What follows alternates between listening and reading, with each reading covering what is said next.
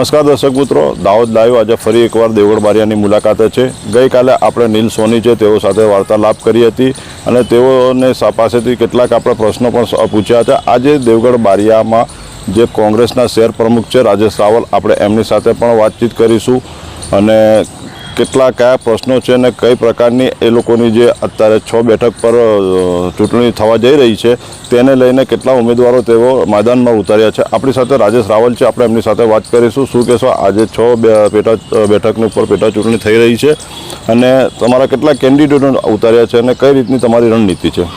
અત્યારે કોંગ્રેસ પૂરી તૈયારીમાં છે। કોંગ્રેસ પેટા ચૂંટણીમાં 6 ઉમેદવાર ઉતારવાની જ છે।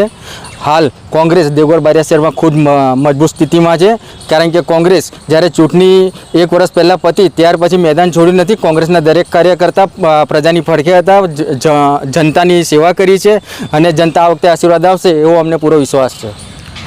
ચોક્કસથી જનતા આશીર્વાદ આપશે તે પ્રકારના પ્રલોભનો આપી રહ્યા છે, તો જનતા આ લોકો પર કોંગ્રેસ પર વિશ્વાસ આપે તો કઈ રીતે અને કયા દાવાઓ પર તેઓ મેદાનમાં ઉતરી રહ્યા છે, આપણે એમની સાથે વાત કરીશું। જ્યારે ચૂંટણી પત્યા પછી, જ્યારે ભાજપના બહુમતી મળ્યા પછી ભાજપ હંમેશા સત્તાની લાલચ માટે જ એમના કાર્યકર્તા અને પ્રમુખ લડાયા કર્યા છે અને જનતા વિશે કોઈપણ જાતના પ્રશ્નનો સોલ્યુશન કર્યું નથી। જ્યારે જનતા હારી થાકીને જ્યારે અમને રજૂઆત કરવામાં આવતી હતી ત્યારે અમારા સતત કોંગ્રેસના કાર્યકર્તાઓ તમામ લોકોએ જનતાના પ્રશ્ન ઉપાડી અને તેમના કામો કર્યા છે। તે અમારો મેન આશીર્વાદ અને મેન અમારો વિશ્વાસ છે કે જનતા આ વખતે ભાજપને જાકરો આપશે અને કોંગ્રેસને મત આપીને બહુમતીથી જીતાડશે। ચોક્કસથી કામોને લઈને તેઓ જે શહેર પ્રમુખ છે કહી રહ્યા છે કે અમારે વોટની રાજનીતિ વોટો પર પર્સનલમાં નથી, મગર અમારા જે કામો છે એ કામોને લઈને અમારા ઉપર લોકો વિશ્વાસ મૂકશે। પરંતુ જે કહી શકાય કે આવનારા જે પ્રમુખ હતા અને જે હાલના જે પ્રમુખ છે હવે તે લોકમુખે ચર્ચાઈ રહ્યું છે કે કામના અંદર ક્યાંક ને ક્યાંક વેટ ઉતારો કામ થઈ રહ્યું છે। તે પ્રકારના કોંગ્રેસના પણ કેટલા સભ્યો છે તેઓએ અમને મૌખિક વાત કરી હતી। આજે શહેર પ્રમુખ છે, આપણે એમની સાથે જ વાત કરીશું કે જે અગાઉના જે પ્રમુખ છે અને હાલના જે પ્રમુખ છે એ કઈ પ્રકારની કામગીરી છે અને દેવગઢ બારિયામાં કેટલું કામ થયું છે એ પણ આપણે એમને પૂછશું। શું કહેશો? દેવગઢ બારિયા નગરની અંદર વારંવાર જનતાની રજૂઆત કરવા છતાં પણ આજ સુધી લોકોના કામ થયા નથી। બીજી વસ્તુ કે પ્રમુખે જેટલા પણ કામ કર્યા છે એ બધા કામ અધૂરા થયા છે, બધા કામ ટેન્ડરથી કર્યા છે। ટેન્ડર પણ સગાવતથી ચાલ્યું છે અને લોકો એન્જિનિયરો જે પણ આવ્યા છે ટેન્ડર જેને પણ લીધું છે અડધું કામ છોડીને જતા રહ્યા છે। દેવગઢ બારિયામાં સંપૂર્ણ કોઈપણ જાતનું કામ થયું નથી। જનતા હેરાન પરેશાન છે। લોકો રજૂઆત કરવી તો કોને કરવી એ માટે એવી ત્રાહિમામ પુકારી છે। છેલ્લે જનતા અમારી જોડે આવે છે, અમે જનતાને આશ્વાસન આપીએ છીએ અને અમે જનતાના કામ કરીએ છીએ અને અમે દેવગઢ બારિયાની જનતાને કહેવા માંગીએ છીએ કે ભાજપને માત્ર ને માત્ર કોંગ્રેસ હરાવી શકે છે, બીજી કોઈ પાર્ટી હરાવી શકે તેમ નથી અને ભાજપને કોંગ્રેસનો ભય છે, એટલે ભાજપ ગમે તે રીતના પેતરા કરી શકશે પણ કોંગ્રેસ આ વખતે અડીખમ લડવાની છે અને 6 સીટ પર ઉમેદવાર લડાવવાની છે। ચોક્કસથી તમે કહો છો પ્રજા શિકાયત કરે તો ક્યાં કરે, પરંતુ નગરપાલિકા દ્વારા એક વોટ્સઅપ ચાલુ કરવામાં આવ્યું છે અને હેલ્પલાઇન તરીકે તેને વિકસાવવામાં આવ્યું છે। એના ઉપર લોકો પ્રજા ત્યાં પોતાનું મંતવ્ય રજૂ કરે જ છે, તો તમે કઈ રીતે કહી શકો છો કે કોઈ હેલ્પલાઇન નથી એના અંદર? હવે જે શરૂઆતની અંદર જે ફોર્મમાં જે પણ નવી સ્કીમો ને જેવી નવી વાતો કરવામાં આવી હતી કે વોટ્સઅપ ગ્રુપ 24 કલાકમાં નિરાકરણ સમસ્યાનું, તે વોટ્સઅપ ગ્રુપ તો ક્યારનું મહિના પહેલાં જ બધું બંધ થઈ ગયું છે। ત્યાં રજૂઆત કરવા માટે લોકોને મેસેજ કર્યા પણ કોઈ લોકોની રજૂઆત થતી નથી।